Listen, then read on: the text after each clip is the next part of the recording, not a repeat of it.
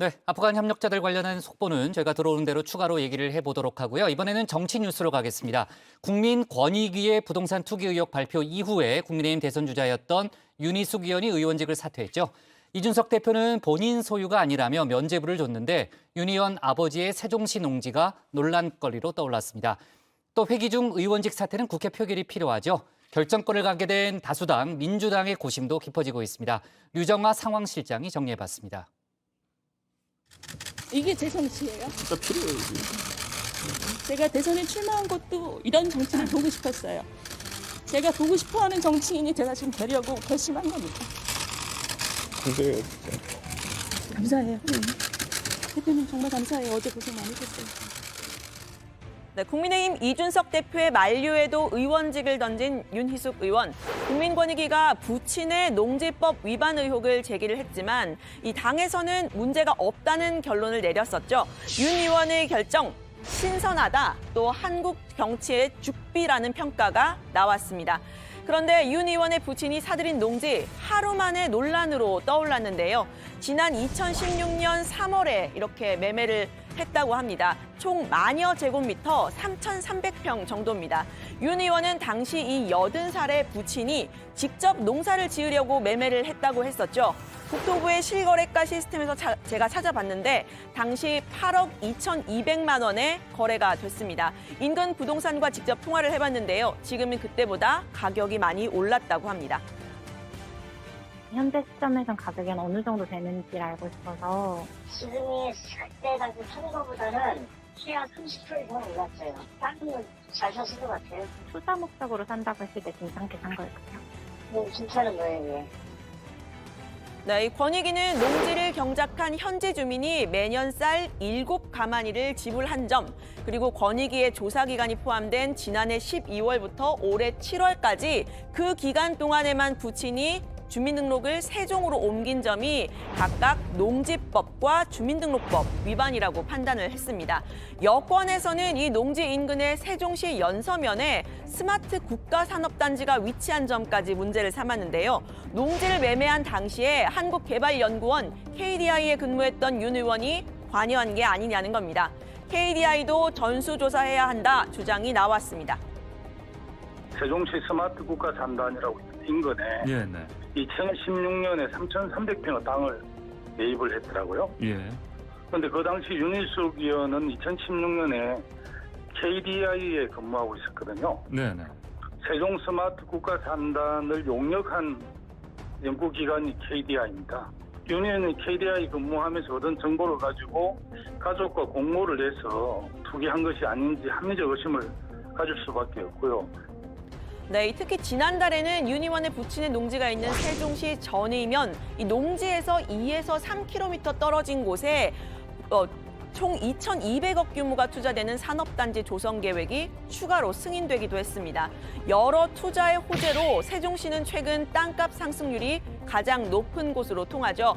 윤 의원은 과거 당론과는 다르게 국회의사당의 세종시 이전 강력하게 주장한 바가 있습니다. 행정수도를 완성한다는 의미에서 국회를 보내기로 했으면 의사당 뭐하러 남깁니까? 전부 다 그냥 옮기고 그 10만 평은 지금 그 서울의 이 주택 수급 괴리를 해결하기 위한 정부의 아주 적극적인 그 계획의 일환으로 활용하는 게 저는 지금 필요하다고 봐요. 네, 윤 의원은 어제 사퇴 기자회견에서 26년 전 결혼을 할 때 호적을 분리한 이후에 아버지의 경제 활동 전혀 모른다 이렇게 해명을 했었죠. 그런데 이 아버지 땅 매매 시점인 2016년 윤 의원이 세종시에 위치하고 있는 KDI에 재직 중이었다. 이 점을 지적한 사람도 있습니다. 친여 성향의 방송인 김어준 씨입니다. 지금 윤희숙 의원의 해명은 본인은 그 농지 구매를 알지도 못했다는 거잖아요, 자체를. 그럼 동대문서 씨는 부친이 딸 사는 동네에 10억 주고 논을 샀는데 그걸 딸에게 비밀로 했다는 거 아닙니까?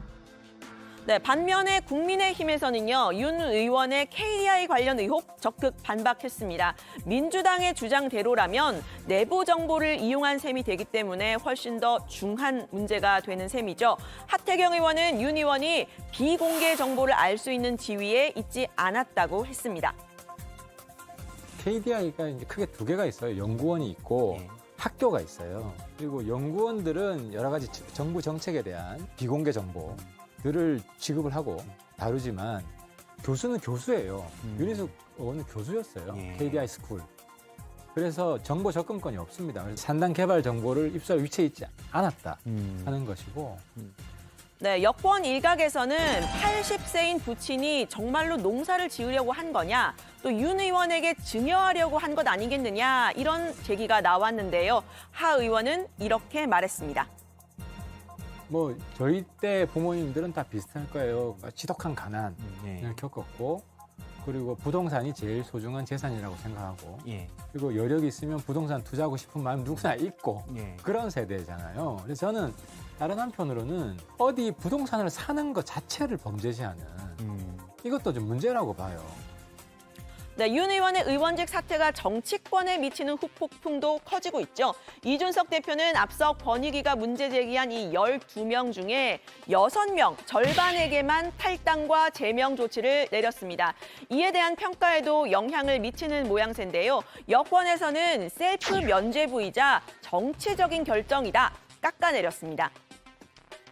최고위가 셀프 판정을 해버렸거든요. 국민의힘의 최고위가 대법원도 아닌데 그렇게 하는 것도 동의가 되기 어렵고요. 또 이 중대한 사실을 제가 약간 오해하는지는 모르겠습니다만 당내 권력 투쟁이 이용하고 있는 것 같은 느낌을 강하게 받습니다. 윤석열 후보 진영의 5분 중에 3분을 출당시키지 않습니다.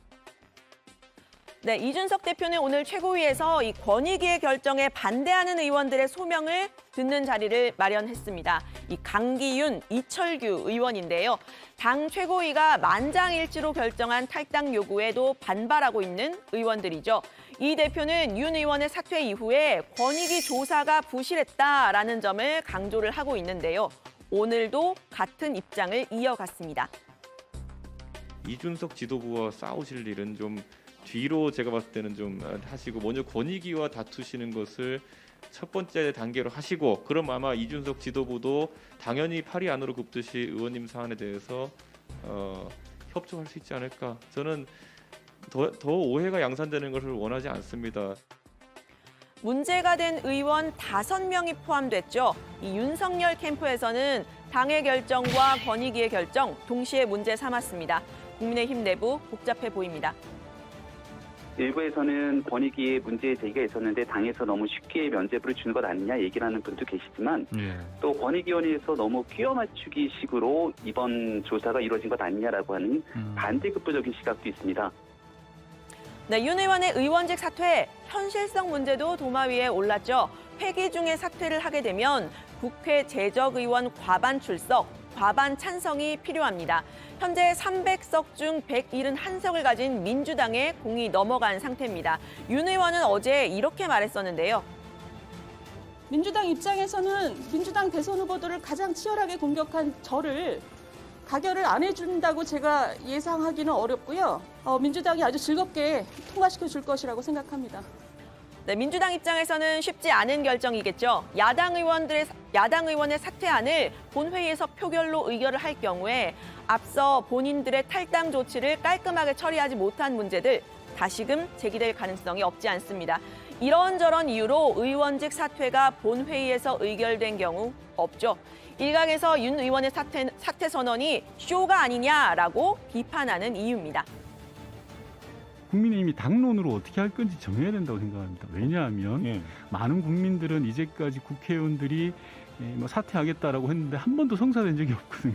한마디로 이제 위기를 모면하기 위한 정치적 제스처가 아니냐. 윤 의원의 어제 사퇴 선언이라는 게 그런 의심의 눈을 가지고 있고요.